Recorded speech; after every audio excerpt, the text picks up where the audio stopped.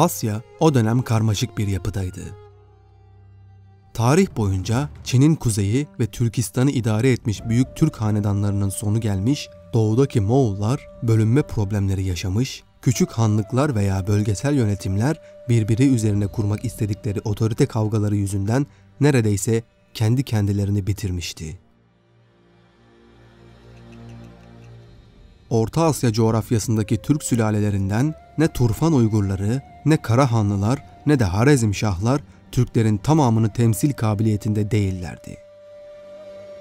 Uygurlar ile Kırgızlar ise Hun ve Göktürk mirasını çarçur etmiş, Türklerin tarihi yurtlarını Moğollara terk etmişlerdi.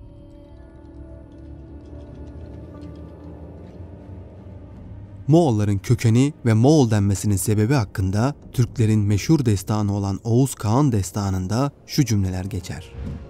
Oğuz onlara hak dine girmeleri için çok yalvardı. Eğer kabul ederlerse Türkistan'ı bunlara vereceğini bildirdi. Bu arada Karahan'ın adamları her tarafı yağma ediyor, yakıp yıkıyorlardı. Ama nihayet Oğuz Kağan rakiplerini yendi. Talas ve Sayram'dan Buhara'ya kadar olan yerleri ele geçirdi.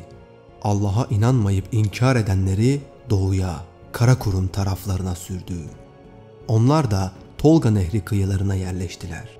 Burayı kendilerinin yaylak ve kışlakları yaptılar. Bu insanlar çok berbat bir vaziyette açlık, fakirlik ve hüzün içerisinde bu doğu ülkelerinde yaşamak zorundaydılar. Bunun için Oğuzlar onlara Moğol veya Muval dediler. Oğuz bunlara sırtınıza köpek derisinden elbise giyin, avdan başka bir şey yemeyin, Türkistan'a bir daha dönmeyin diye bedduada bulundu.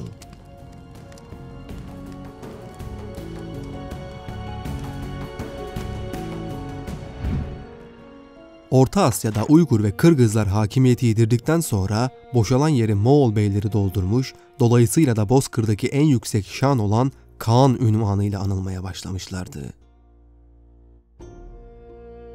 Yüzlerce sene Türklerle beraber yaşayan, sayıca ve kültürce Türklerden daha aşağı olan ve bu yüzden de ister istemez Türklerden etkilenmek zorunda kalan Moğollar, 10. asırdan sonra hem toplum yapısıyla hem de devlet teşkilatı açısından Türkleri taklit ettiler. Ayrıca bunun dışında bir yol izlemeleri de mümkün değildi. Çünkü kendilerinden önceki en mükemmel örnek olarak iki toplum ve devlet teşkilatı söz konusuydu. Bunlardan birisi Çin, diğeri de Türklerdi.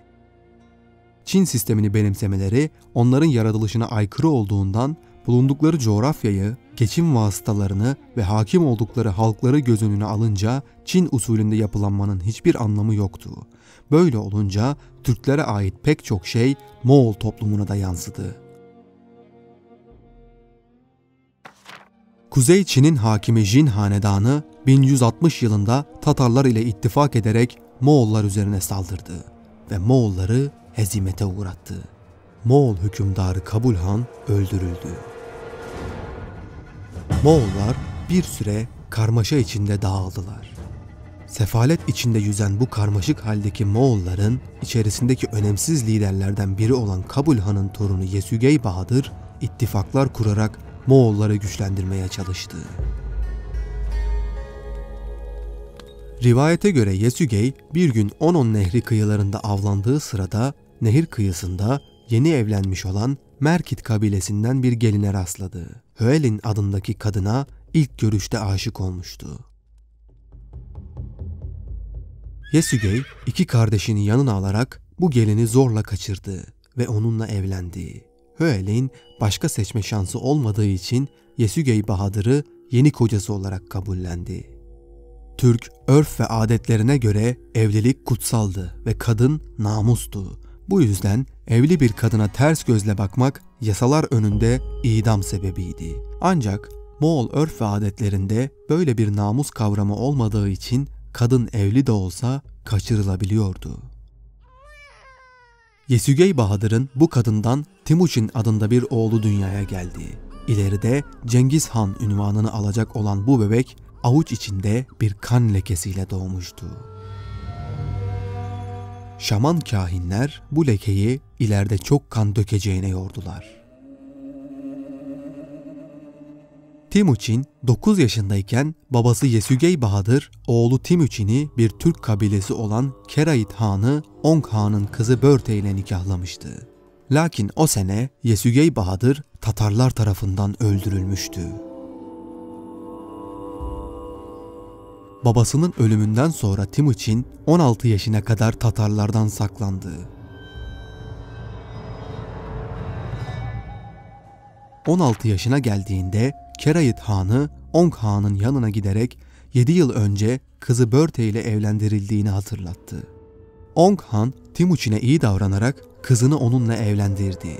Böylece Timuçin Onk Han'ın damadı olarak Kerait Hanlığı'nda söz sahibi bir kimse oldu. Lakin Timuçin'in Börte ile evlendiği zamanlarda Merkit kabilesi Moğollar üzerine büyük bir saldırı gerçekleştirdi.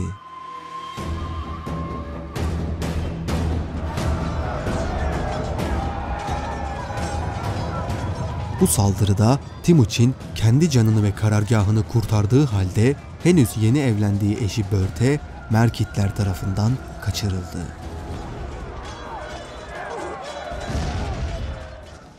Timuçin'in doğumundan önce babası Yesügey Bahadır, Keraitlerin lideri Onk Han ile kardeşlik yemini etmişti. Timuçin kendine müttefik kazanmak için kayınpederi Onk Han'ın yanına gitti. Başlarına gelenleri ona anlattı. Vaktiyle Timuçin'in babası tarafından yardım gördüğünü hatırlayan Onk Han, Timuçin'i himayesine aldı. Onu çok iyi karşıladı ve kendisine evladım diye hitap ederek dağılan Moğol ulusunu tekrar toparlayacağını söyledi. Onk Han, Timuçin'e Cungar kabilesi şefi Camuka'ya da uğramasını ve onların da desteğini almasını söyledi. Bunun üzerine Timuçin, kardeşleriyle birlikte Camuka'ya giderek durumu anlattı. Camuka, Timuçin'e yapılanlar karşısında kendi namusu gibi hiddetlendi ve Onk Han'ın taahhüdüne uyacağını teyit ederek şu sözleri söyledi. Yatağın boş kaldığında kalbim sızladı. Göğsünün yarısı parçalandığında ciğerim yandı. Öcümüzü alarak Merkitleri yok edelim. İntikamımızı alarak Merkitleri ezelim. Hatunumuz Börte'yi geri getirelim. Onların çadır bacasından girip direklerini yıkalım. Kadın ve çocuklarını öldürelim. Çadırını başına geçirip yerle bir edelim.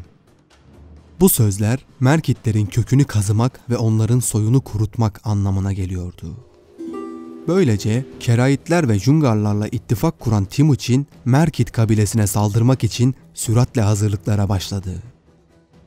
Camuka ordusuyla birlikte toplanma bölgesine 3 gün evvel gelmişti.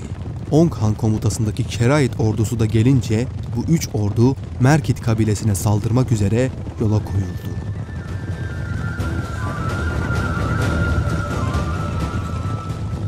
Merkit çadırlarına bir gece baskını düzenlediler. Yakaladıkları kimseye merhamet göstermediler ve çoğu Merkitli o gece kılıçtan geçirildi. Merkit kabileleri bu baskın neticesinde bozulup dağılarak Selenge Nehri boyunca kaçtılar. Bu baskınla Timuçin karısı Börte'yi de kurtarmıştı. Merkit halkı Börte'yi kaçırmanın faturasını çok ağır ödemişti. 300'den fazla Merkitli öldürüldü. Kadın ve çocuklar esir edildi. Bu zafer Timuçin'e çok büyük bir ün ve itibar kazandırmıştı.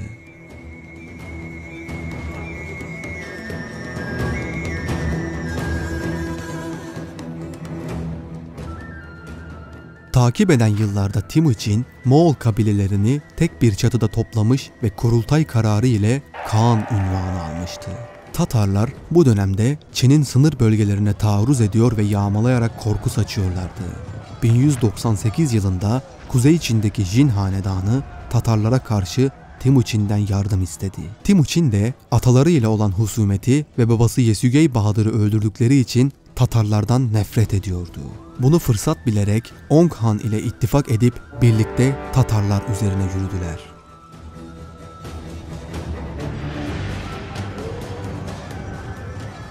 Tatarların önderleri öldürüldü.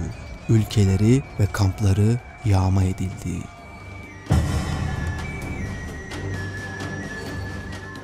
O dönem Camuka ile Timuçin'in arası açıldı. Zira Camuka nezdindeki komutanlardan bazıları Camuka'yı terk ederek Timuçin'e katılmıştı. Bu da Camuka'nın çok canını sıkmıştı. Tatarlar, Merkitler, Naymanlar, Oyratlar ve Taycutlar Camuka ile yakınlaştı ve bir ittifak kurarak 1201 yılında Camuka'yı Gürhan yani evrensel lider unvanıyla liderleri yaptılar. Sonunda Camuka bu kabilelerden topladığı bir orduyla Timuçin'e saldırdı. Camuka'nın taktikleri karşısında Timuçin zor duruma düştü. Bir ok darbesiyle atı ölmüş, ardından da bir ok boynuna isabet etmişti. Ricat etmek zorunda kalan Timuçin ordusundan Timuçin'in kardeşi Haçiün ve 70 askeri Camuka'nın eline esir düşmüştü. Camuka, Timuçin'in kardeşi de dahil esir düşen bu 70 kişiyi kaynar kazanların içinde yakarak feci şekilde öldürdü. Timuçin eski sağlığına tekrar kavuştuğunda kardeşinin ölüm haberini alınca herhangi bir tepki göstermemişti. Bir yıl içinde ordusunu tekrar toparlayarak güçlendi. Düşmanlarını teker teker haklama kararı aldı. İlk önce Camuka'ya en büyük desteği veren ve babasının katili olan Tatarlar üzerine 1202'de büyük bir sefere çıktı. Bu sefer sonucunda Timuçin Tatar topraklarının tamamını ele geçirmişti. Tatar boylarının mensupları da diğer boylar arasında paylaştırılmıştı. Aynı yıl içinde Naymanların toparlandığını görünce Timuçin Ong Han'dan destek istedi. Keraitler ile ittifak kurarak yine bir Türk kabilesi olduğu tahmin edilen Naymanlar üzerine büyük bir sefere çıktı.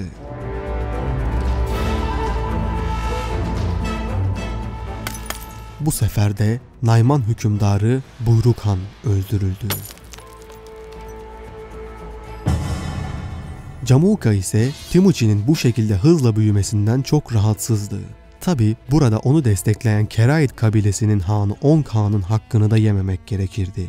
Timuçin'in güçlü bir Türk kabilesini yanına çekmesi elbette ki o çağ için hiç de göz ardı edilecek bir şey değildi. Camuka, Ong Han'a giderek Ong Han'ın oğlu ile birlikte onu Timuçin'e karşı kışkırtmayı başarmıştı. Bu durumu öğrenen Timuçin, ordusunu Kerait topraklarından gelecek saldırılara karşı hazırladı. Timuçin'in tam da beklediği gibi Keraitlerin büyük bir orduyla geldiği haberi casuslar vasıtasıyla ulaşmıştı. Ong Han ordunun başına Camuka'yı yerleştirmişti. Camuka'nın ordusu Timuçin'in ordusundan sayıca epey fazlaydı.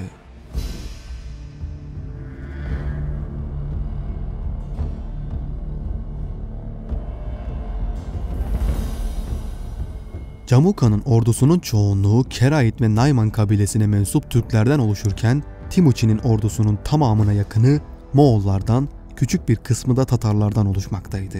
Yüzlerce yıldır harp konusunda oldukça tecrübeli Türk ordusuna karşı Moğol ordularının pek şansı yok gibi görünüyordu. Camuka hiç beklemeden emrindeki 500 kişilik öncü birliğe hücum emri verdi.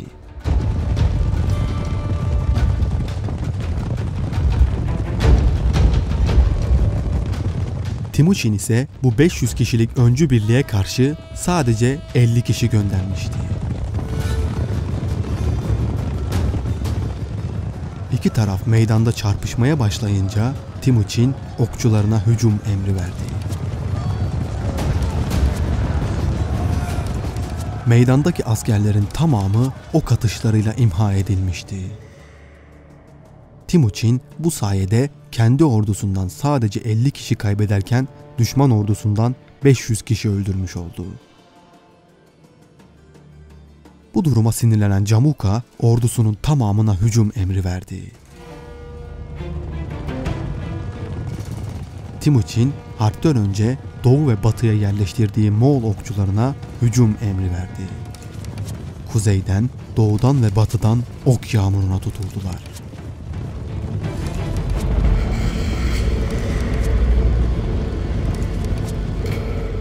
İşte tam bu esnada hava bir anda kapandı ve kara bulutlar eşliğinde müthiş bir yağmur yağmaya başladı.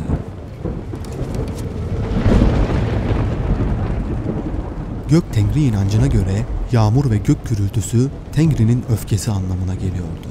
Bu yüzden Türkler gök gürültüsünden çok korkardı.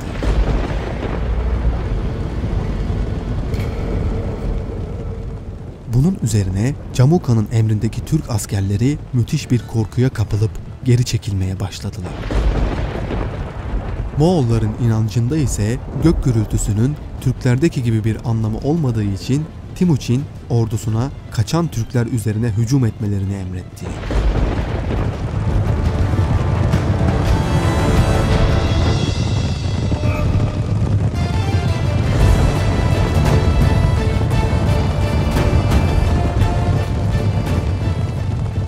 Bu sayede Moğollar büyük bir zafer kazanmış oldu.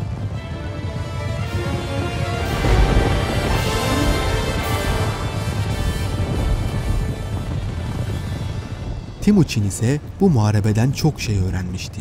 Özellikle Türklerin dinlerine bu derece bağlı olmasından çok etkilenmiş ve bunu ilerleyen yıllarda da kendi lehine kullanabileceğini düşünmüştü.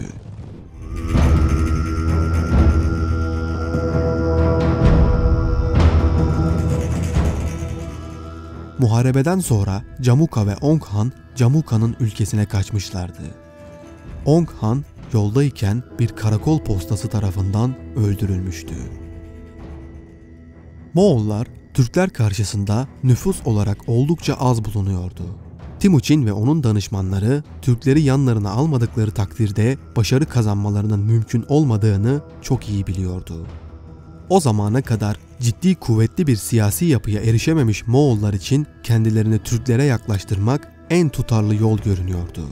Timuçin'in gücünün artması ile birçok ileri gelen komutan Timuçin'in emrine girdi. Bilhassa güçlü komutan ve beylerin onun arkasında durması kendine güvenini artırmıştı ki işte bunlardan birisi olan Türk asıllı komutan Subutay'dı. "Etrafa dağılan adamlarını toplarım, seni her türlü tehlikelerden korurum" diyerek Timuçin'e düşmanlık besleyenlere korku vermişti. Bu sebepten Subutay'ın desteği Timuçin'in hayatında son derece önemli bir yere sahipti. Türkleri kendi saflarına çekebilmek için Timuçin'in hayatıyla alakalı uydurma hikayeler yaymaya başladılar. Moğolların Gizli Tarihi isimli anonim kitapta Timuçin yani Cengiz Han ile alakalı anlatılan hikayelerin hemen hepsi yüzyıllar önce Türklerin destanları ve hikayelerinde geçen benzer hikayelerdi. Bu sayede Timuçin Türklerin gözünde Kut anlayışına uygun, hatta Gök Tanrı'nın bizzat görevlendirdiği bir lider konumuna gelmişti. Dolayısıyla çoğunluğu Türklerden oluşan ordusu onun için canını vermeye hazırdı. Camuka'nın emrindeki Türk boylarından pek çoğu da kaçarak Timuçin'e tabi olmuşlardı. Kerayet ülkesine giren Timuçin buradaki Türk boylarını da kendisine tabi hale getirince Türklerden müteşekkil büyük bir orduya sahip oldu. Öte yandan Camuka'da boş durmamış, Nayman ve Merkit kabilelerinden ordu toplayarak Timuçin üzerine tekrar saldırmıştı.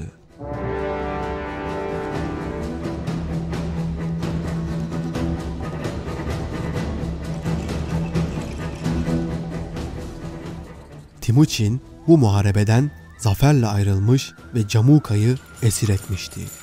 Camuka'yı affetmeyi ve safına çekmeyi istemişti. Fakat Camuka bunu reddederek kanının dökülmeden öldürülmesini isteyince Timuçin onun bu teklifini kabul ederek kanını dökmemek amacıyla bütün kemiklerini kırdırmış ve o şekilde öldürmüştü. Böylece Ong Han ile Camuka'nın ortadan kaldırılması ve Timuçin'in Merkitleri, Naymanları, Kerayitleri, Tatarları ve diğer küçük kabileleri liderliği altında birleştirmesi onu Orta Asya bozkırlarındaki tek güç haline getirmiş oldu.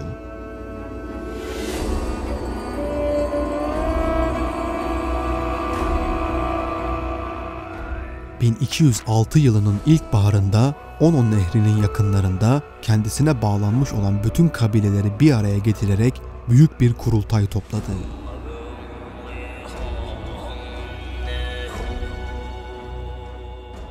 Tüm göçebe toplulukları birleştiren Timuçin, büyük çoğunluğu Türklerden oluşan tek bir ulus meydana getirmişti ve bu ulusa da kendi ulusu olan Moğol ulusu adını verdi.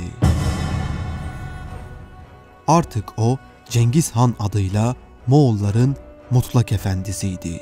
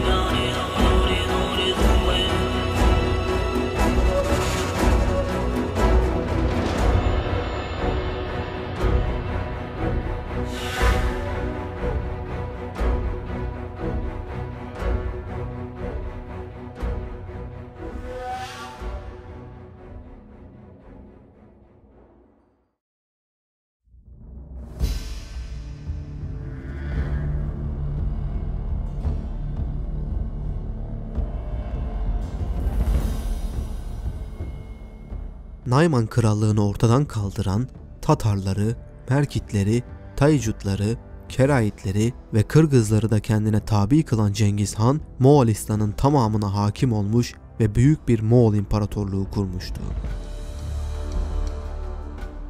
1206 yılında kendine bağlanmış olan bütün kabileleri bir araya getirerek büyük bir kurultay topladı.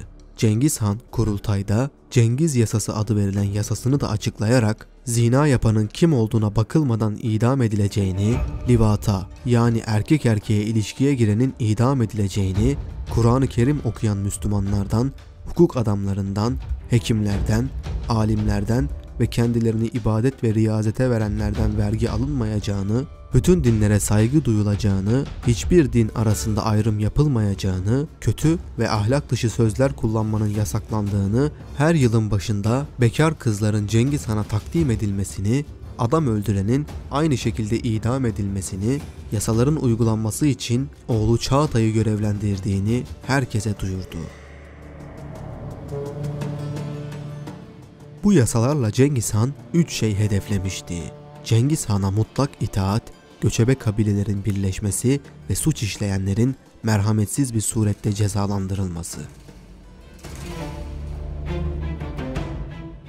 Moğol toplumu Cengiz Han'dan önce teşkilatsızdı. 1206 kurultayında devletin ordu ve içtimai teşkilatı da düzenlendi. Cengiz Han görevlere atayacağı kişileri kabile hiyerarşisine göre değil, liyakate göre belirlemişti. Anahtar kelime ise sadakatti. Cengiz Han 1206 yılında mevcudu 10.000'e ulaşan Keşik adındaki muhafız birliğini kurdu. Genişleyen imparatorluğa komutan ve idareci yetiştiren ve Cengiz Han'a sadakati ön planda tutan Keşik'e katılabilmek büyük bir onurdu. Şamanların da katkısıyla kabilelere duyulan sadakati kendisine yönlendirmeyi mükemmel surette başarmıştı. Moğol İmparatorluğu bir devlet olarak gerçek oluşumunu ancak Uygurların tam iştirakiyle sağlamıştı. Yerleşik hayata geçmiş olan, edebiyat, sanat ve ticaret açısından parlak bir uygarlığa sahip olan Uygurların da kendi istekleriyle Moğollara katılmasıyla Moğollar kültürel anlamda hızla bir yükseliş gösterdiler. Moğollar okuma yazma bilmeyen göçebe bir kavim oldukları için Uygurların alfabesi Moğolca için uyarlandı ve Uygur aristokratları devletin önemli yerlerinde görev almaya başladı.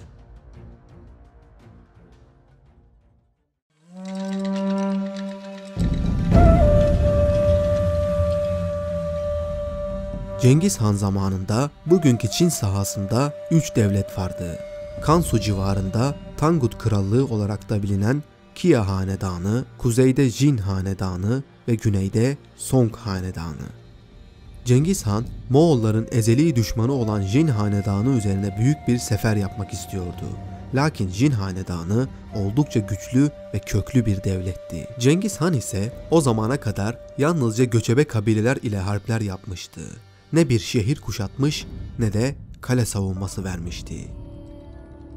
Dolayısıyla önce Jin hanedanına saldırmak yerine Tangutlara, yani Çin topraklarını paylaşan 3 devletten en zayıfına hücum ederek ordusunun değerini denemek istiyordu.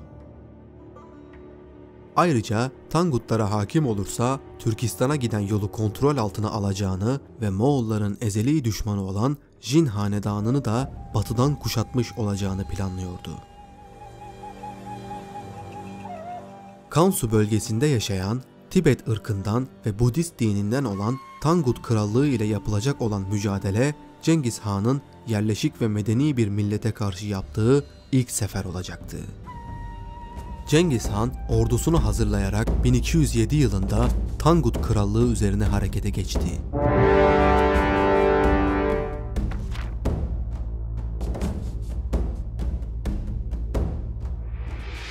Tangutlar ise Cengiz Han'ın karşısına ordu çıkarmak yerine güçlü surların arkasına saklanmayı tercih etmişlerdi.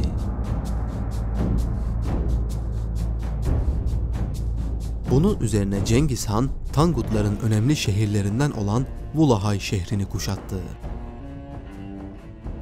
Ordusunun büyük çoğunluğu şehri kuşatırken diğer askerleri ise kırsal bölgeleri talan ediyordu. Fakat açık arazide düşman kuvvetlerini imha etmek için mükemmel bir şekilde teşkilatlanmış olan Moğolların müstahkem mevkileri almakta oldukça acemi ve deneyimsiz oldukları ortadaydı.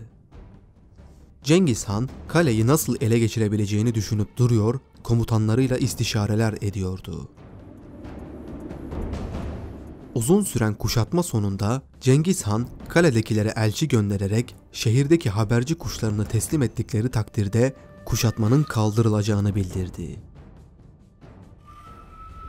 Bu denli önemsiz bir şart karşısında şaşıran Tangutlar bu şartı derhal yerine getirerek şehirde ne kadar kuş varsa Cengiz Han'a teslim ettiler. Bunun üzerine Cengiz Han kuşların ayaklarına kıtık parçaları bağlatarak ateşe vermeye başladı. Korkan ve alevler içinde kalan kuşlar yuvalarına dönmeye başladılar.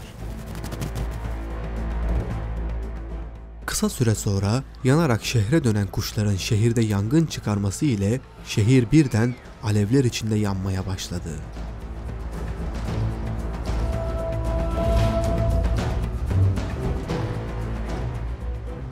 Şehirde büyük yangınların çıkmasını fırsat bilen Moğol ordusu merdivenler eşliğinde kalelere tırmanarak şehri kolayca ele geçirebilmeyi başarmıştı.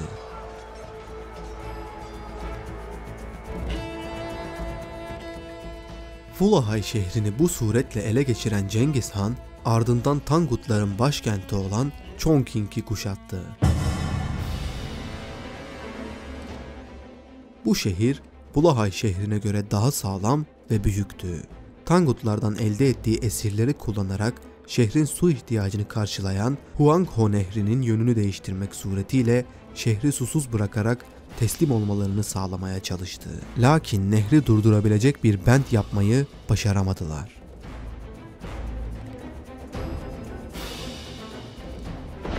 Sonbahar yağmurlarıyla nehir taşınca Moğol ordugahını su bastı. Cengiz Han kuşatmayı kaldırmayı düşünüyordu.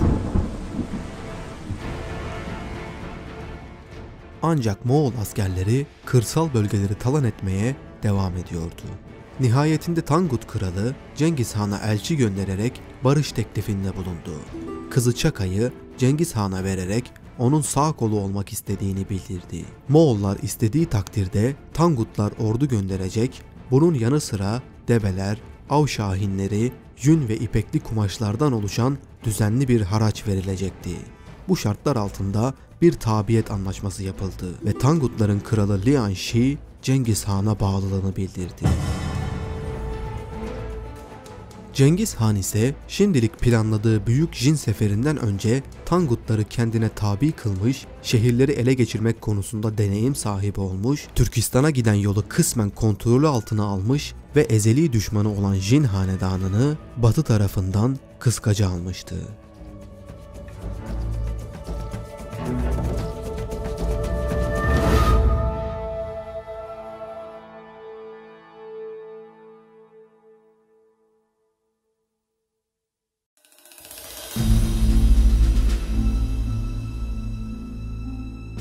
Moğol yurtlarında hiç kimse Pekin sarayında Cengiz Han'ın büyük dedesi Ambakay Han'ın uğradığı işkence ve aşağılamayı unutmamıştı. Ambakay Han, Çin zindanlarında işkence gördüğü sırada hayatını kaybetmişti. Bu yüzden Cengiz Han için Jin İmparatorluğunu ele geçirmek bir intikam meselesiydi.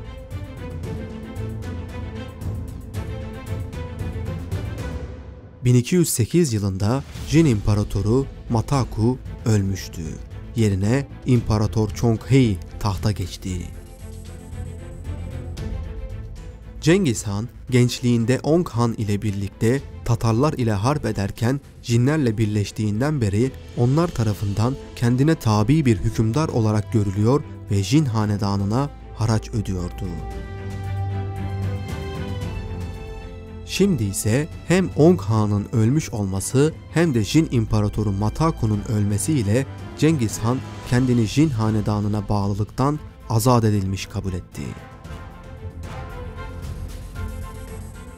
Yeni İmparator Chonghei Cengiz Han'a bir elçi göndererek hem bağlılığını tazelemesini hem de ödemesi gereken haracı istemişti. Usul gereği Cengiz Han'ın elçi önünde diz çökmesi ve sadakatini bildirmesi gerekiyordu. Ancak Cengiz Han diz çökmeyi reddederek Chonghei gibi bir budala tahta layık mıdır ve onun önünde ben diz mi çökeceğim diyerek elçiye tükürmüştü. Yeni İmparator Chonghei bu haberi duyunca o kadar çok sinirlenmişti ki Moğol elçilerini oracıkta idam ettirdi.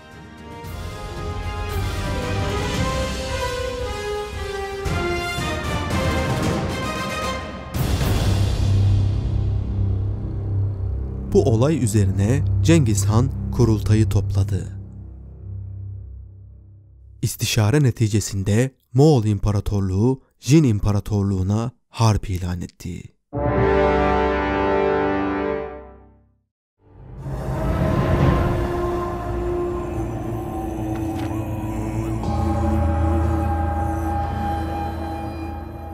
Mart 1211'de Moğollar Jin İmparatorluğuna karşı bir sefer için 90.000 asker toplamışlardı. Moğolistan'daki üslerini korumak için ise geride yalnızca 2.000 asker bırakmışlardı. Bu Moğol güçlerinin %90'ından fazlasının sefer için harekete geçirildiği anlamına geliyordu.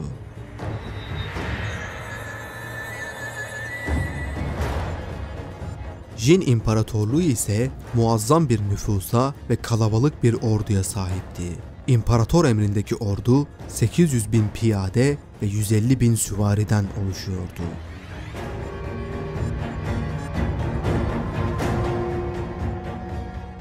Moğollar Çin Seddi'ne kadar hiçbir kuvvetle karşılaşmadan ilerlediler.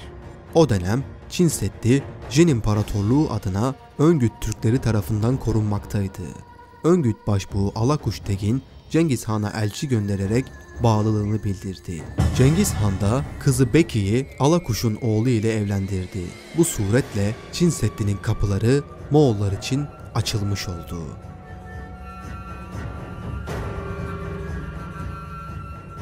Hızlıca Çin Seddi'nden geçen Moğol ordusu ikiye ayrıldı.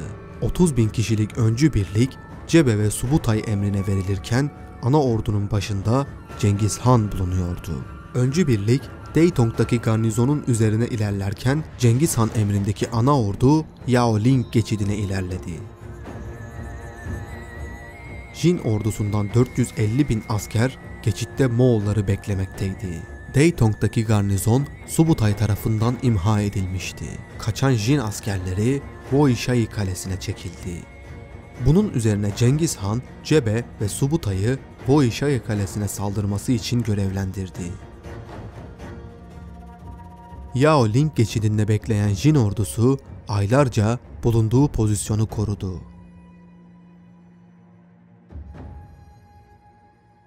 Subutay ve Cebe, Woishai'deki garnizonu da bertaraf ederek komutanları idam ettiler.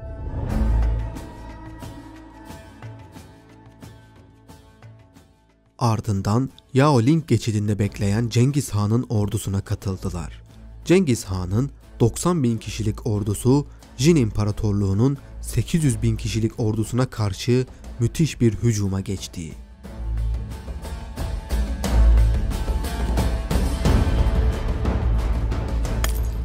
Moğolların kurduğu güçlü baskının ardından Jin İmparatorluğu askerleri geri çekilmeye başladı. Cengiz Han, Subutay ve Cebe'yi tepelerin ardından Jin askerlerinin üzerine sevk etti. Jin askerleri o tepelerden atlı birliklerin gelmesinin mümkün olmadığını düşünüyordu. Bu yüzden o tarafta bir güvenlik önlemi almamışlardı. Ancak Moğol askerinin hücumunu görünce hepsi birden şoka uğradı. Moğollar iki taraftan saldırmaya başladı. En iyi Moğol generallerinden biri olan Cebe bu esnada sahte bir ricat yaparak çekildi. Jin askerleri bu tuzağa düşerek Moğol atlılarını takip etmeye başladılar. Ancak Moğollar küçük bir grubu yem olarak bırakıp ormanlara saklanmıştı. Köşeye sıkışan Moğol askerlerinin üzerine giden Jin askerleri ormanlardan çıkan Moğol askerleri tarafından sarılarak tamamı kılıçtan geçirildi.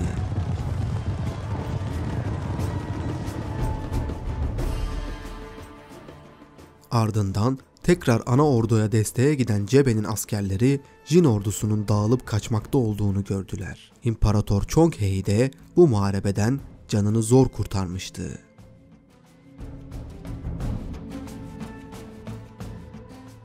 Jin ordusu Pekin ve etrafındaki kalelere sığınarak meydan savaşından kaçıp kalelerde savunma yapmayı tercih ettiler. Bu o kadar korkunç bir savaştı ki toprağın üzeri cesetlerle dolmuştu. Buradan 9 yıl sonra geçen Taoist rahip Shang Tsung sonsuzluğa uzanan beyazlaşmış insan kemiklerini seyrettiğini aktarmıştı. Bu savaşta Jin ordusu 450 bin asker kaybetmişti. Bu Moğolların Çin ordusu karşısında ilk ve en büyük zaferi olmuştu.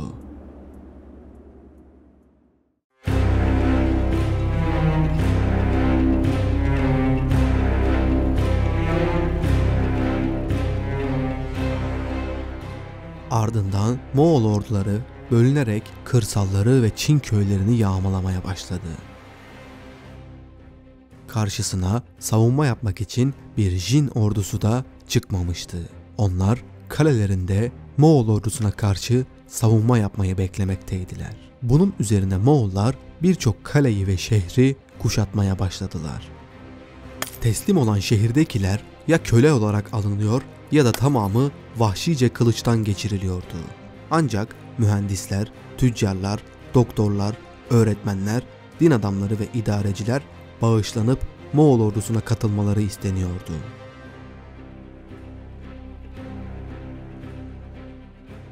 Bu katliam haberleri gün ve gün Pekin'e ulaşıyor ve Çinlilere korku saçıyordu. Bu sırada Pekin'de bir saray dramı Jin hanedanını sarsmıştı.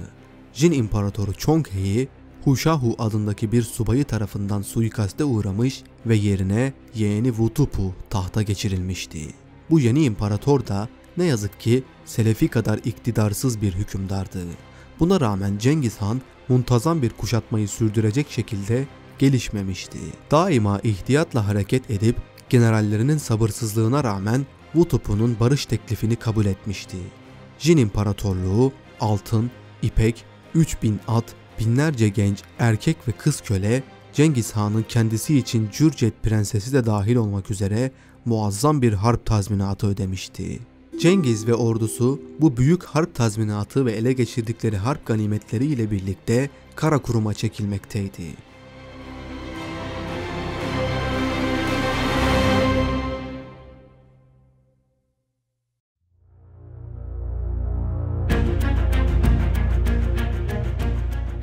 Moğollar gider gitmez Pekin'i tehlikelere karşı çok açık gören Jin İmparatoru Wutupu başkenti terk ederek Kaifengfu'ya yerleşmeye gitmişti. Bu bir kaçma demekti. Cengiz Han bu gidişi harbin yakında yeniden başlayacağı şeklinde yorumlamış ve bundan istifade ederek bizzat kendisi mütarekeyi bozmuştu. Ordusunu çabucak geri çevirerek Pekin'i kuşatmak için tekrar ilerledi.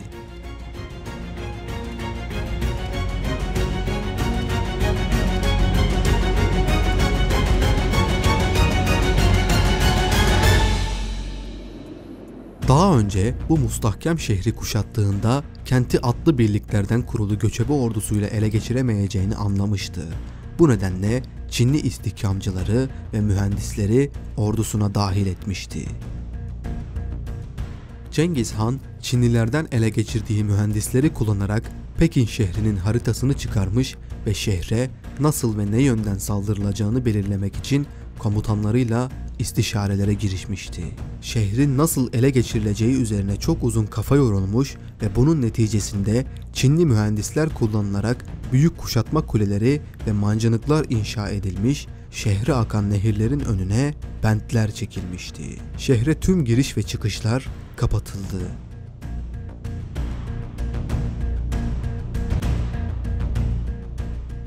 Moğol ordusu şehirde açlık ve susuzluğun baş göstermesini bekleyerek 6 ay boyunca mancınıklarla şehri bombardıman etti. Pekin halkı Moğolların diğer Çin şehirlerinde yaptıkları yağmaları iyi bildiğinden hepsi korku içindeydi. Sonunda şehirde açlık ve susuzluk baş göstermiş, Çinliler ölülerini yiyerek hayatta kalmaya çalışmıştı. Cengiz Han daha önce yağmaladığı Çin şehirlerinde o kadar çok insan öldürmüş ve o kadar çok köle elde etmişti ki sadece köleleri doyurmak bile oldukça müşkül bir durum haline gelmişti. Cengiz Han bu durumu lehine çevirmek için bu köleleri etten kalkan olarak kullanmaya karar verdi. Savaş kulelerini itmeleri, en ön safta savaşmaları ve koçbaşı ile kapıya dayanmaları için Çinli esirleri zorladı. Böylece Moğol ordusu uzun bir bekleyiş ve çabanın ardından şehre hücum etmeye başladı. Çin okçuları kalelerinden Moğollar üzerine müthiş bir ok yağmuru başlatmıştı.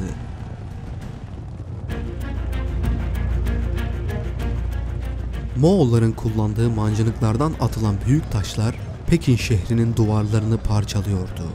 Çinliler de bu mancınıklara karşı boş durmuyor ve ileri teknikleri kullanarak ürettikleri yanıcı maddelerden oluşan yangın toplarını Moğolların üzerine atıyorlardı. Çin okçuları çok geçmeden ok atışlarıyla öldürdükleri kişilerin kendi akrabaları olduğunu fark edince büyük bir motivasyon kaybettiler. Atacakları her okla kendi evladını veya kardeşini vurabilirlerdi.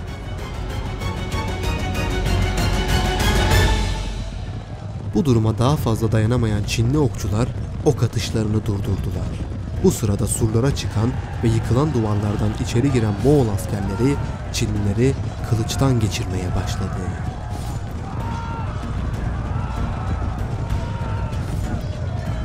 Nihayet şehir düşmüştü. Bu zaferin ardından Cengiz Han şehrin tümüyle acımasızca yağmalanmasını emretti.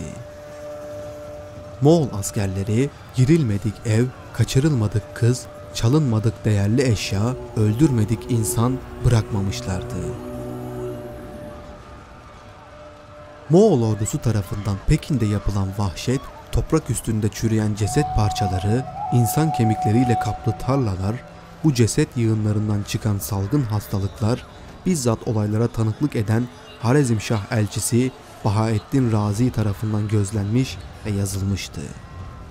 Moğollar bütün şehri içindekilerle beraber ateşe vermişlerdi.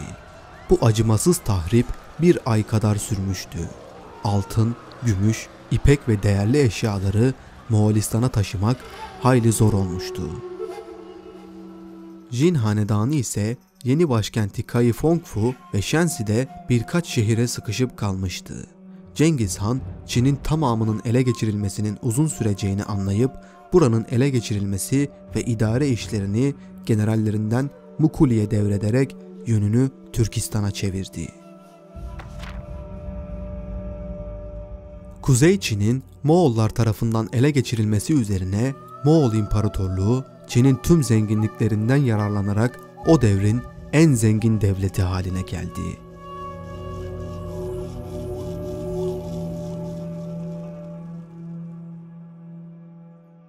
Artık bütün dünyanın başkentleri Çin'de olanlarla yakından ilgilenmeye başlamışlardı.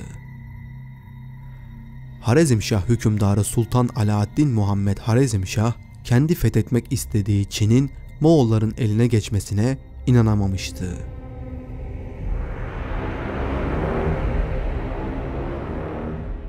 Haberin doğruluğunu tetkik ettirmek için Seyyid Bahaettin Razi'nin idaresinde bir heyeti Çin'e gönderdi.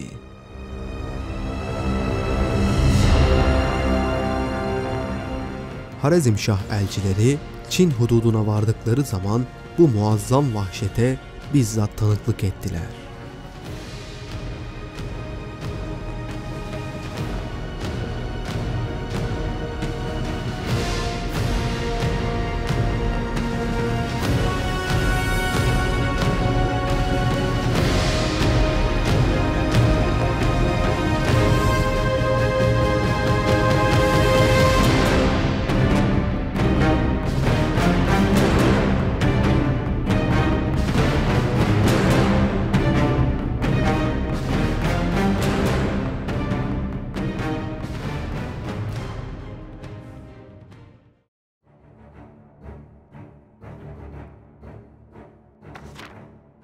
Cengiz Han 1211 yılında Çin seferine çıkınca bütün kuvvetlerini Çin üzerine sevk etmişti.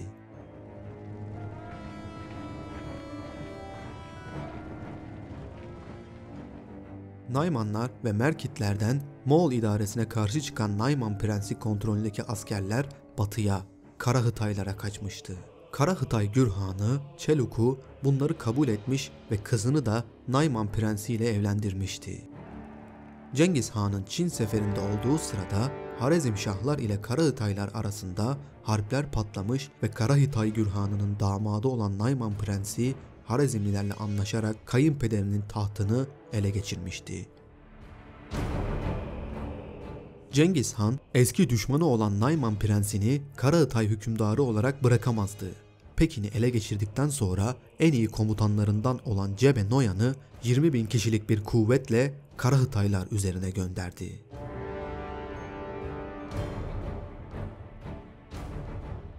Karahıtay devletinin halkı karmaşık bir din yapısına sahip olmakla birlikte çoğunluğu Müslüman Türklerden oluşmaktaydı. Yeni Karahıtay hükümdarı Küçlük ise Budist bir Türktü. Kaşgar ve Hotan'da yaşayan Müslüman Türkleri Budist olmaya zorlamıştı. Budist olmayı reddeden Müslümanlara ise işkenceler etmeye başlamıştı. Cebe ordusuyla Karahıtay devletine girince Küçlük ülkeyi terk etmişti. Başkent Balasagun'a giren Cebe halk tarafından hiçbir direnişle karşılaşmadan şehri teslim aldı. Zira Küçlük'ün Müslümanlar üzerine gerçekleştirdiği vahşet olayları neticesinde Müslümanlar Moğolları bir kurtarıcı olarak görmüştü. Hatta öyle ki Cebe şehre girdiğinde Müslümanlar tarafından Allah'ın bir lütfu olarak selamlanmıştı. Cebe de buna mukabil ordusuna şehirde yağma ve talan yapmayı yasaklamıştı. Kaçan Küçlük ise Cebe'nin askerleri tarafından yakalanmış ve öldürülmüştü. Karahıtay ülkesinin bu surette Moğol İmparatorluğu'na katılmasıyla o dönemin iki süper gücü Harizmşah İmparatorluğu ile Moğol İmparatorluğu sınır komşusu olmuştu.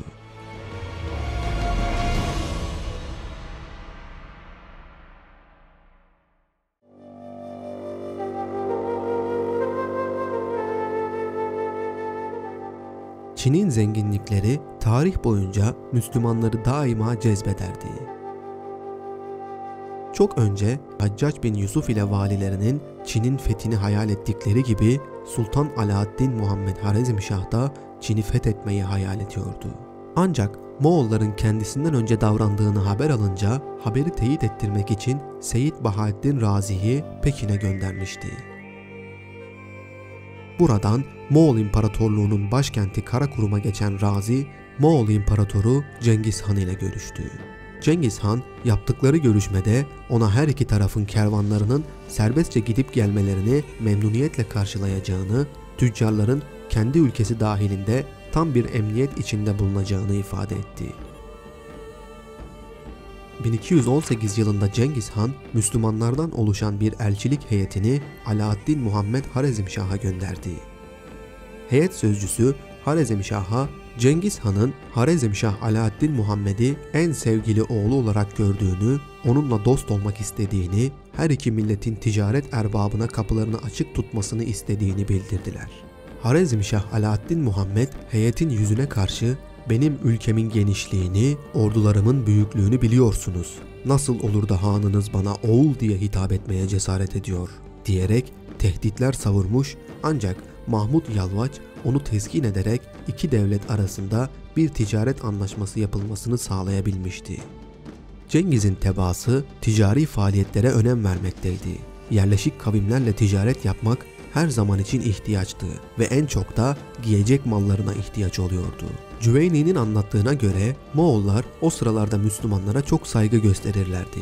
Müslüman tüccarlar için özel olarak beyaz ve temiz çadırlar kurulurdu. Ayrıca kervanların güvenliğini sağlamak için Cengiz Han tarafından nöbetçiler yerleştirilmişti. Lakin işler yolunda gibi gözükse de Sultan Alaaddin Muhammed Harezmşah için durum hiç de öyle değildi. Zira Cengiz Han için dost ülke demek kendisine tabi olan ülke demekti. Diğer bütün hükümdarlar ancak ona tabi olmalıydı. Yani Alaaddin Muhammed Harezmşah kendini Cengiz Han'ın sevgili oğlu olarak görüp ona tabi olmadığı sürece Moğolların düşmanı olacağını biliyordu. Harezmşah Sultanı Alaaddin Muhammed'in ordusu sayı bakımından Moğollardan epey fazla ve güçlüydü. Moğol ordusu ise sayıca az olmasına rağmen Cengiz Han'a sonuna kadar sadık ve meslekleri yalnızca savaşmak olan göçebe bir orduydu. Alaaddin Muhammed Harezmşah tıpkı Selçuklular gibi kendisini İslam'ın temsilcisi olarak gösterip putperest Moğollara karşı cihat ilan ederek bütün Müslümanların desteğini almayı ve bu büyük ordularla Moğolları bertaraf edip Çin'e kadar ilerlemeyi hayal ediyordu. Lakin Sultan Abbas halifesi Halife en-Nasır ile büyük bir çekişme halindeydi. Ülkesindeki alimlerden destek alarak en-Nasır'ın halifeliğe layık olmadığına dair bir fetva aldı. Ardından Bağdat halifesi ile ölümüne bir savaşa girişti.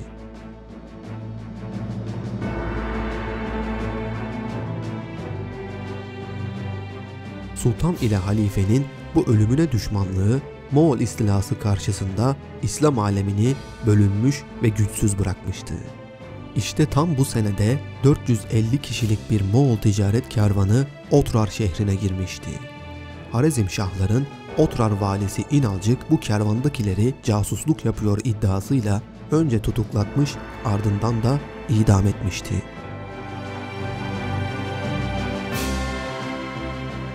Cengiz Han bunu haber alınca fevkalade öfkelenmiş ve sultana bir elçilik heyeti göndererek Otrar valisi İnalcık'ın kendisine teslim edilmesini istemişti. Ancak kervandakilerin ölüm emrini veren kişi Sultan Alaaddin Muhammed Harezmşah'ın ta kendisiydi.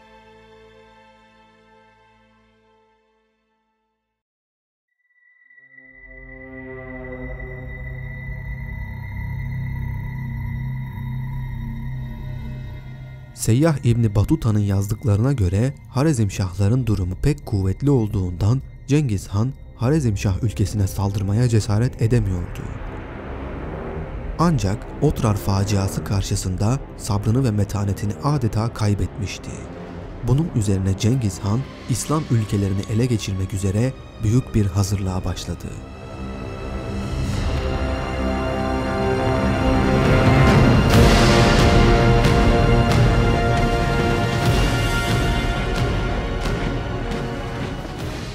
Cengiz Han'ın emrinde 200 bin kadar askeri mevcuttu.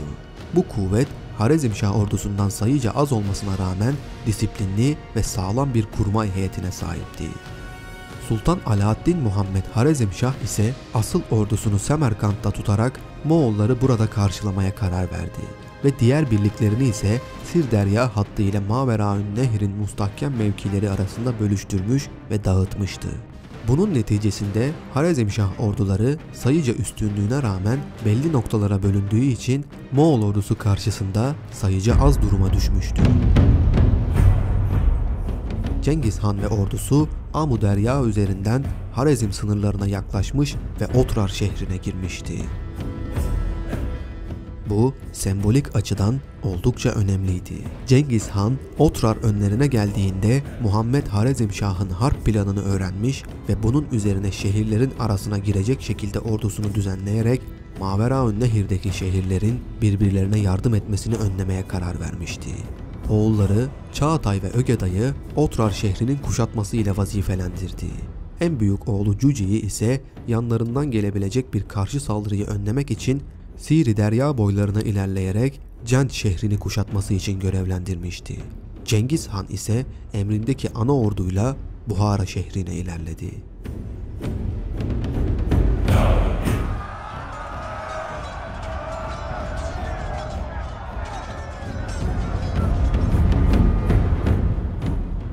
Cengiz Han, Buhara'yı yakıp yıktıktan sonra yönünü başkent Semerkand'a çevirdi. Sultan Alaaddin Muhammed Harezmşah o sırada ana ordusuyla Semerkant'ta bulunuyordu. Cengiz Han'ın önce Buhara'ya saldırması taktiksel açıdan önemliydi. Başkent ile diğer şehirlerin arasına girmiş ve Harezm ordularının birleşmesini engellemişti. Sultan Muhammed Harezmşah geri çekilme hattının kesildiğini ve Horasan'dan beklediği kuvvetlerin gelmediğini görünce paniğe kapılarak mahiyetiyle birlikte Semerkant şehrini terk etti. Bu sırada Çağatay ve Ögeday Otrar şehrini ele geçirmiş ve kuvvetleriyle Semerkant'a ilerlemişti. Semerkant şehri Moğollar tarafından kuşatılınca sultanları tarafından terk edilen Semerkantlılar Moğollar karşısında yalnız 5 gün dayanabilmişti. 5. günün sonunda şehir Moğollara teslim edildi. Semerkant'taki katliam öylesine büyük olmuştu ki geriye ancak bir mahalleyi doldurabilecek kadar ahali sağ kalabilmişti. Bu sırada Cengiz Han'ın büyük oğlu Cüce, Cent şehrini ele geçirmiş ve güneye inerek Harezmşahların eski başkenti olan Gürgenci kuşatmaya başlamıştı.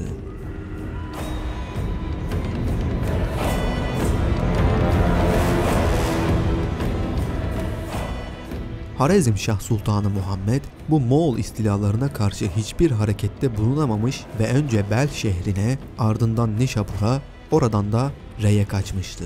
Sultanı bulup öldürmesi için Cengiz Han, Cebe ve Subutay'ı görevlendirmişti. Cebe ve Subutay'ın yaklaştığını gören Bel şehri hiçbir savunma yapmadan teslim olmuştu.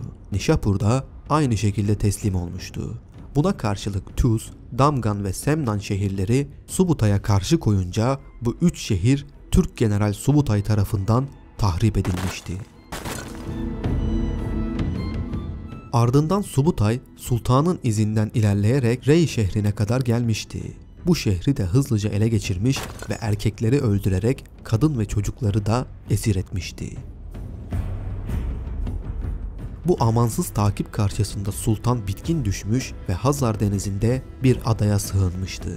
Orada bitkin bir vaziyette 1220 Aralık ayında vefat etmişti. Vefat etmeden önce de oğlu Celaleddin Harezmşah'ı veliaht tayin etmişti. Celaleddin Harezmşah babasından yıkılmak üzere olan bir devleti miras almıştı.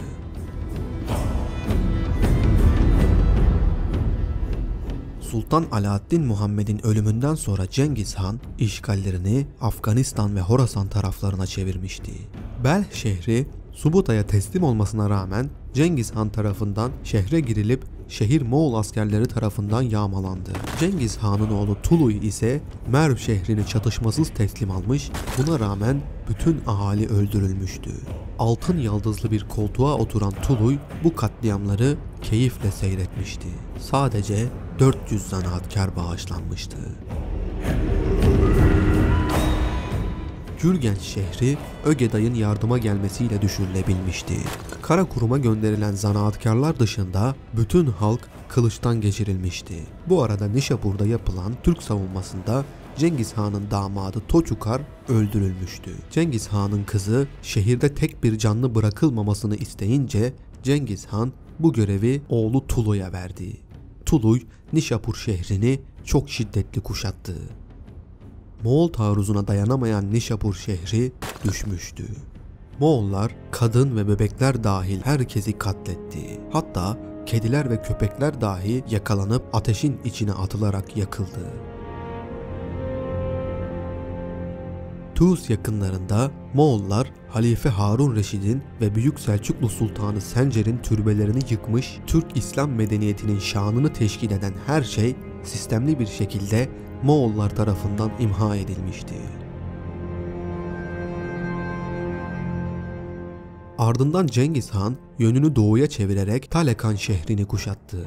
Oğulları Çağatay, Ögeday ve Tuluy da Cengiz Han'a katıldı. İşte tam o sırada Celaleddin Harezmşah Gazne şehrinde 60.000 kişilik bir ordu teşekkülüne muvaffak olmuştu. Bu ordu Moğol istilası boyunca kaleye sığınmadan Moğolların karşısına çıkan tek düzenli orduydu. Celaleddin Harezmşah'ın Moğollara karşı ordu topladığını öğrenen Cengiz Han bu tehlikeyi bertaraf etmesi için komutanlarından Shigi Kutugu'nun emrine 30.000 asker vererek Celaleddin üzerine gönderdi.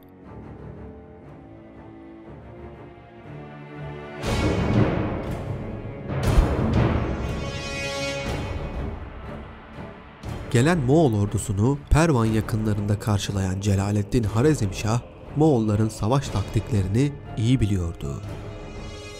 Moğollar atlı okçularıyla Harezmşah ordusunu dört koldan zayıflatarak mağlup etmeyi planlıyordu.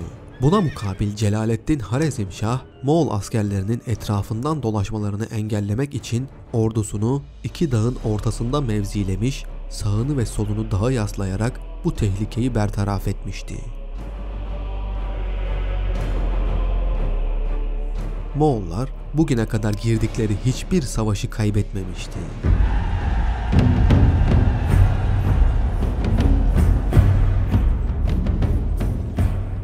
Muharebe Moğol atlı okçularının hücumu ile başlamıştı. Bu saldırı karşısında Celaleddin Harezmşah, Harezm okçularına hücum emri verdi.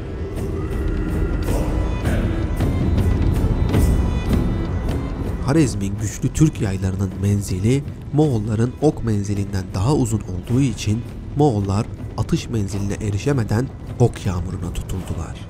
Shigi Kutugu daha fazla adam kaybetmemek için okçularını geri çekti. Shigi Kutugu Harezm askerleriyle yakın temasa girerse Harezm ordusunu kolaylıkla dağıtabileceğini düşündü.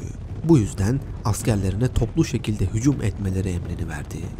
Moğol atlıları tüm hızlarıyla Harezmşahlar üzerine ilerlemeye başladılar. Bunun üzerine Celaleddin Harezmşah okçuları yere çekerek havadan ok atışı emri verirken mızraklı askerlerini ön saflara çekerek Moğol atlılarını uzun mızraklarıyla karşıladı.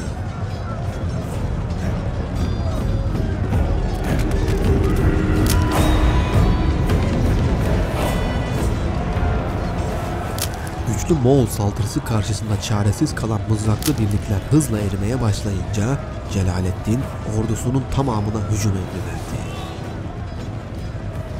Harezmşah askerleri yıllardır süren Moğol istilasının intikamını almak için var güçleriyle Moğollar üzerine atıldılar.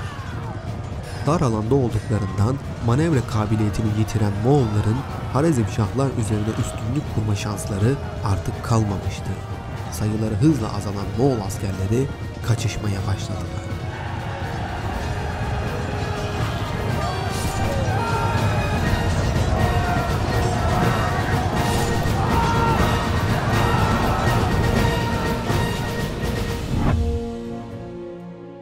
Böylece Pervan Muharebesi Celaleddin Harezmşah'ın zaferiyle sonuçlanmıştı. Hızla ilerleyen Moğol işgalleri ilk kez durdurulmuştu. Moğollar ilk kez savaş kaybetmişti.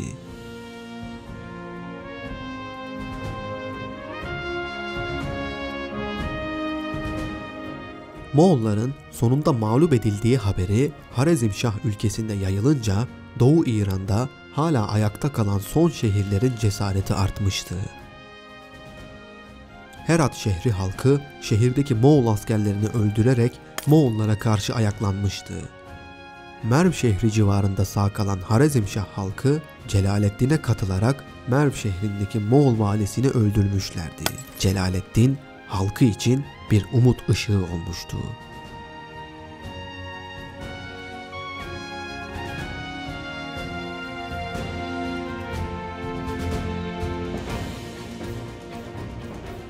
Bu yenilginin haberini alan Cengiz Han, Harezmşah Sultanı ile bizzat ilgilenmek istedi. Cengiz Han, ayaklanan Herat şehrini geri alması için generallerinden Alcigide'yi görevlendirirken, Merdeki ayaklanmayı bastırmak için ise Şiki Kutubu'yu görevlendirmişti. Kendisi ise 50.000 kişilik bir ordunun başına geçerek Celaleddin'in peşine takıldı. Celaleddin Harezmşah yönünü güneye çevirerek Indus nehrine ilerledi.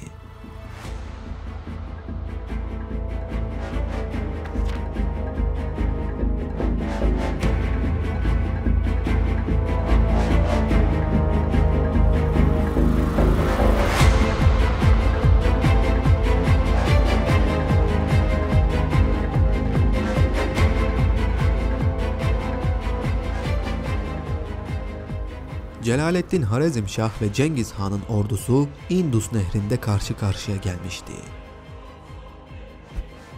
Celaleddin ordusunu sağ tarafına Indus nehrini, soluna ise Sarp dağları alarak güvene almıştı. Böylece Moğol ordusunun atlı okçularca etraflarını sarmasını engellemiş oluyordu. Cengiz Han ise 10.000 kişilik keşik muhafızları ile ordunun arkasında yer almıştı. Moğolların yenilemeyeceği miti Pervan Muharebesi'nde bozulduğu için Harezmşah ordularının kendine güveni tamdı. Muharebeyi başlatan Harezmşah hücum boruları olmuştu.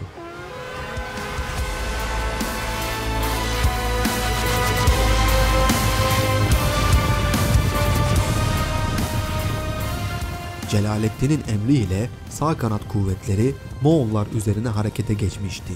Bu saldırıya karşılık veren Moğol sol kanadı Harezmşah hücumu karşısında zor duruma düşmüştü. Cengiz Han merkezden sol kanadına takviye yaparken Celaleddin de aynı şekilde sağ kanadına yardım için takviye birlik gönderdi. Ardından Moğol merkezi ve sağ kanadı hücuma geçerek Celaleddin ile sağ kanadının arasındaki irtibatı kopardı.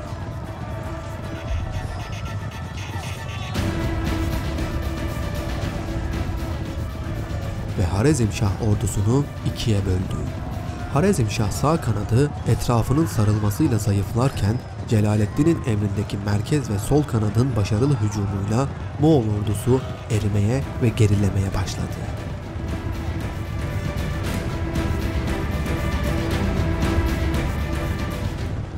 Cengiz Han, Harezmşah askerlerini koruyan Sarp dağlar yüzünden istediği neticeye bir türlü ulaşamıyordu. Zafer kazanabilmesi için Harezm ordusunu kendisine çekmeliydi. Bu nedenle ordusuna geri çekilmeleri için ricat emri verdi.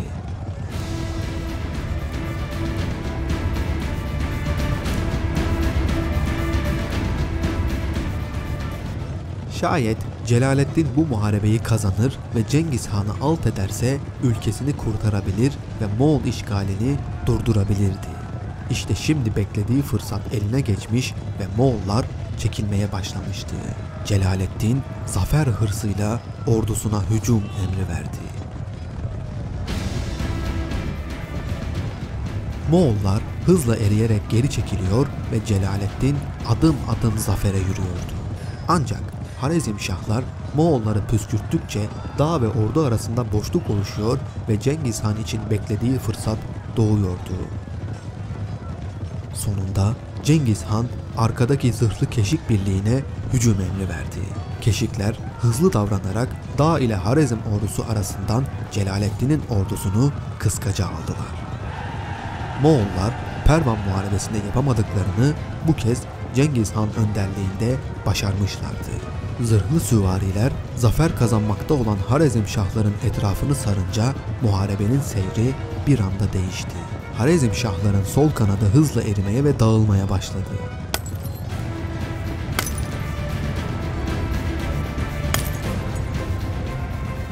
Harezm sol kanadının çöktüğünü gören Cengiz Han ordusuna topyekün hücum emri verdi. Celaleddin nasıl bir tuzağa doğru çekildiğini fark ettiğinde artık çok geçti. Harezmşah ordusu dağılmış ve artık muharebenin dönme şansı kalmamıştı. Celaleddin muhafız birliği ile birlikte annesi ve hanımlarını da alarak Indus nehrine doğru ilerledi.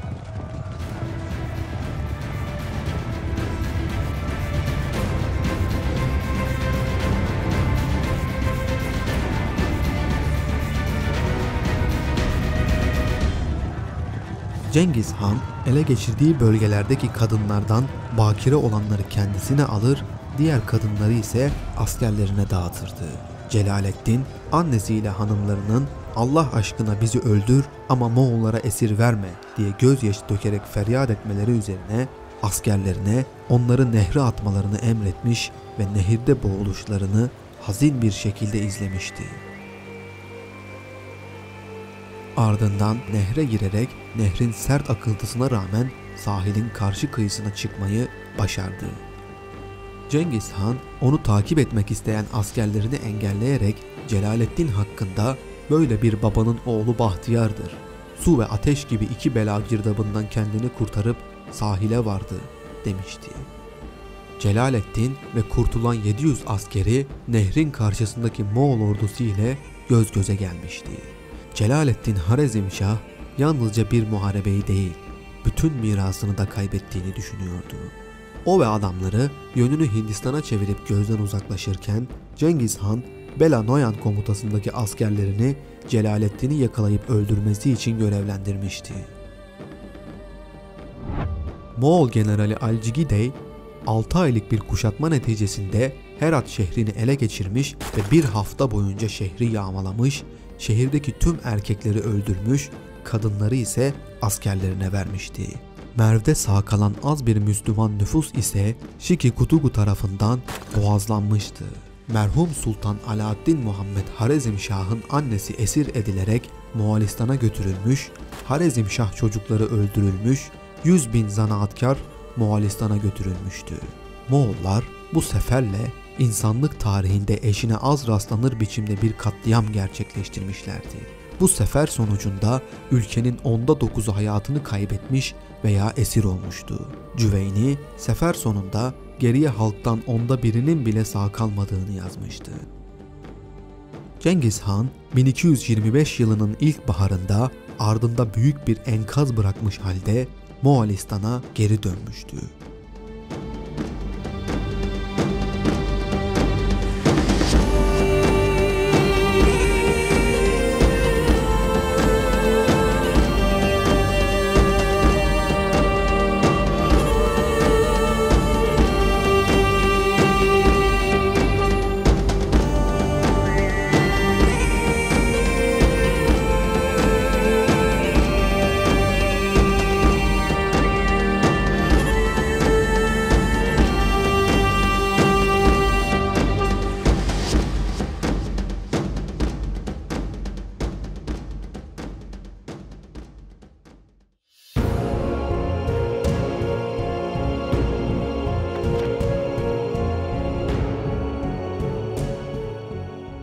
Harezm seferine çıkmadan önce Cengiz Han eğer seferde başına bir şey gelirse diye tahtın varisini belirlemek için oğullarını topladı.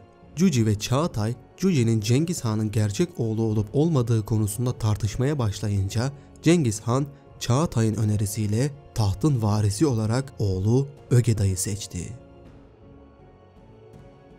Harezmşahlara karşı sefere çıkmadan önce Cengiz Han, hakimiyeti altındaki kabilelerden asker göndermelerini istemiş ve Tangutlar haricindeki herkes asker göndermişti. Tangut kralının elçisi Cengiz Han'ın elçilerine "Cengiz Han madem ki bu kadar zayıf, neden han olmak için bu kadar sıkıntı çekiyor?" şeklinde aşağılayıcı bir cevap vermişti. Cengiz Han o sırada Harezmşahlar üzerine yürümekte olduğu için Tangutları cezalandırmak için bir hareket yapabilecek durumda değildi. Ama bu ihaneti de unutmayacak, Harezmşah seferinden sonra cezasını kesecekti.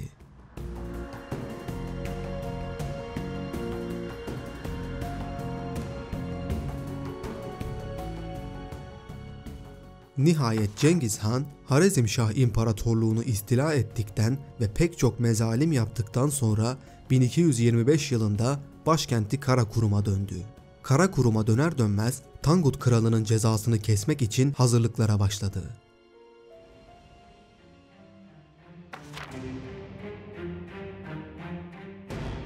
...1226 yılında hazırlıklarını tamam edip ordusuyla Tangut krallığı üzerine yürüdü.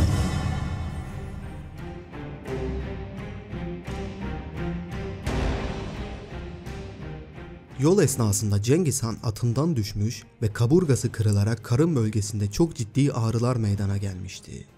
Yatağında istirahat ettiği sırada ise ateşi yükselince telaşlanan hanımı Cengiz Han'ın rahatsızlığını haber vermek için oğullarını ve komutanlarını çadıra topladı. Oğulları ve komutanları seferi ertelemenin doğru olacağını savunuyordu. Ancak Cengiz Han eğer geri çekilirsek Tangutlar korktuğumuzu düşünür diyerek karşı çıktı. Bunun üzerine meseleyi diplomasi yoluyla çözmek için Tangut Krallığına elçi gönderildi. Tangut Kralı ise cevaben Moğollar savaşmak istiyorsa gelsin boy ölçüşelim. Altın, gümüş ve ipek istiyorlarsa almak için ilerlesinler dedi.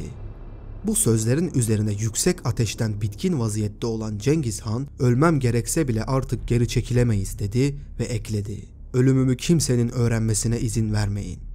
Hiçbir zaman ağlamayın ve yas tutmayın. Böylece düşmanlarımızın hiçbir şeyden haberi olmaz. Tangutların hepsini yok edin. Bu sözler Cengiz Han'ın son sözleri olmuştu. Ardından Cengiz Han, Lipuan dağlarında gizli bir vadiye götürülerek şifalı bitkilerle tedavi edilmeye çalışıldı. Cengiz Han, 1219 yılından beri ölümün kendisine hızla yaklaşmakta olduğunu hissediyordu. Tanıştığı bütün din ve ilim adamlarına ölümsüzlük iksirini sormuş ama hiçbir netice alamamıştı. Diğer taraftan Moğol ordusu bütün kuvvetleriyle Tangut ülkesine saldırıya geçti. Bölgeyi ve halkı öylesine yakıp yağmaladı ki Tangut Krallığı hiçbir direniş dahi gösteremedi. Tangut Kralı öldürülmüş, hükümdar mezarları dahi açılmış ve kemikleri yakılmıştı. Tangut halkı son bebeğine kadar Moğollar tarafından katledilmişti. Bu yüzdendir ki kaynaklarda bundan sonra Tangutlar hakkında hiçbir bilgiye rastlanılmamaktadır.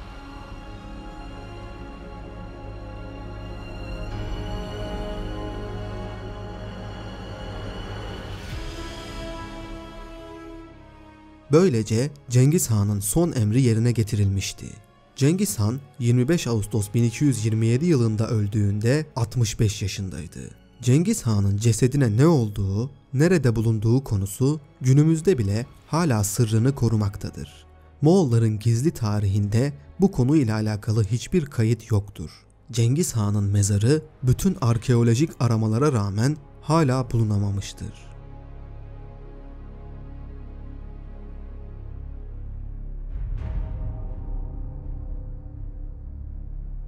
Cengiz Han'ın yerine Moğolların başına geçen oğlu Ögeday ise babasının izinden gitmeye ve tüm dünyayı ele geçirmeye kararlıydı.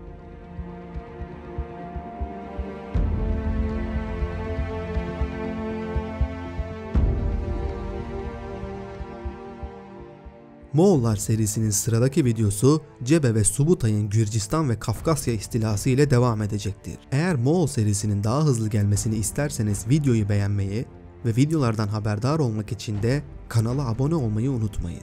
Bir sonraki videoda görüşmek üzere.